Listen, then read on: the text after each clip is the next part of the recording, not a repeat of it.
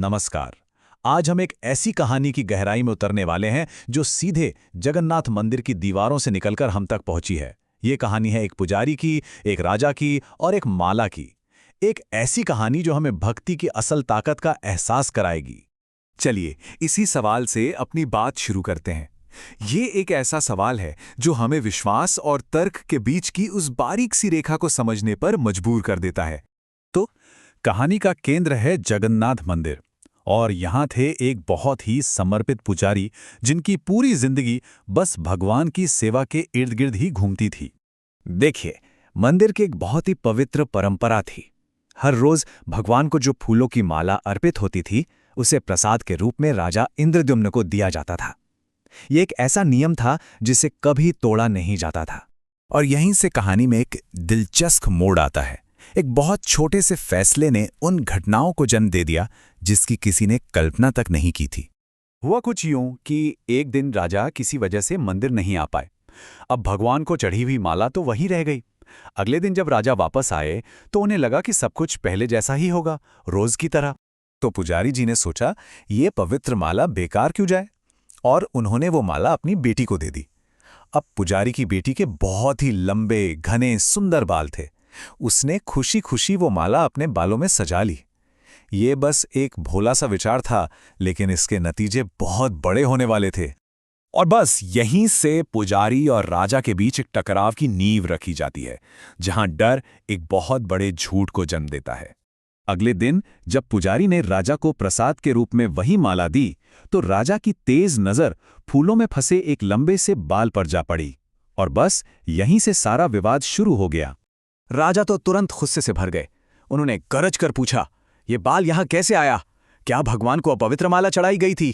उनके लिए ये उस पवित्र अनुष्ठान का अपमान था। अब राजा का गुस्सा देखकर पुजारी बुरी तरह डर गए, और बस उसी डर में उनके मुंह से एक ऐसा झूठ निकला जिस पर यकीन करना मुश्किल था। उन्होंने कांपती हुई आवाज में कहा, महाराज, ये तो खुद भगवान का बाल हैं, उनके भी तो लंबे केश हैं। ये बस डर में खुद को बचाने की एक कोशिश थी। राजा ने इस बात को तुरंत पकड़ लिया और कहा, अच्छा, अगर ऐसा है तो कल मुझे भगवान के बाल दिखाओ। ये एक सीधी चुनौती थी। पुजारी जी अब एक ऐसी मुश्किल में फंस गए थे जहां से बाहर निकलने का कोई रास्ता नहीं दिख रहा था। तो अब कहानी अपने सबसे अहम पड़ाव पर पहुंचती है। अब ये इंसानी संघर्ष से बढ़कर दैवीय हस्तक्षेप की ओर जा रही है। जैसे ही पुजारी को अपनी गलती का एहसास हुआ, वो घबरा गए। अब उनके पास कोई चारा नहीं बचा था। वो सीधे भगवान के चरणों में गिर पड़े, रोते बिलखते हुए बस यही प्रार्थना करने लगे, हे प्रभु, मेरी लाज रख लीजिए, मुझसे बहुत बड़ी भूल हो गई है। ये एक सच्चे दिल से निकली हुई पुकार थी। और फिर कुछ ऐसा हुआ जो पूरी तरह से असंभव था। अगले दिन जैसे ही राजा मंदिर में आए, वो जो नजारा देख रहे थे उससे उनकी आंखें खुली की खुली रह गईं। भगवान जगन्नाथ की मूर्ति के सिर से सचमुच लंबे, घने, लहराते हुए बाल निकल रहे थे। ये देखते ही राजा सब कुछ समझ गए। उन्हें एहसास हुआ कि ये महज पत्थर की एक मूर्ति नहीं है, बल्कि यहाँ तो साक्षात भगवान मौजूद हैं, जो अपने सच्चे भक्त की प्रार्थना सुनकर पिघल गए। तो इस पूरी कहानी से हमें क्या सीखने को मिलता है? ये सिर्फ एक चमत्कार की कहानी नहीं है, इसमें जिंदगी के कुछ बहुत गहरे सबक भी छिपे हैं। देखिए, इस कहानी से 3 बहुत जरूरी बातें निकल कर आती हैं। पहली, ये कि भगवान अपने सच्चे भक्त की लाज हमेशा रखते हैं। दूसरी, कि सच्चे मन से की गई प्रार्थना कभी भी बेकार नहीं जाती।